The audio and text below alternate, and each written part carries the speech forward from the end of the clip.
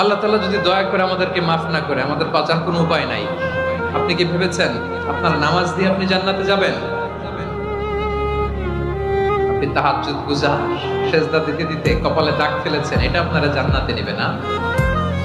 আপনি এলাকার সবচেয়ে বড় হাতেম তাই দানশীল, এই দানের ভরসায় বসে আছেন। কশিন কালো কথা, আমাদের নামাজ, আমাদের রোজা, আমাদের ইবাদত, এগুলোকে মিজানের পাল্লায় উঠালে কোনো ওজনই হবে না। তবে আমাদের একটা কৌশল জানা আছে, আমরা আল্লাহর রহমতের ভিখারি। আমরা সেদিন আগেই গুনার স্বীকৃতি দিয়ে দেব। আমরা বলবো, আল্লাহ তুমি প্রশ্ন করার আগে তোমার একটা কথা বলি, আমারে কিছু জিজ্ঞেস করো না, আমি সব করেছি। এমন কোন পাপ নাই যে পাপ আমারে দিয়ে হয় নাই।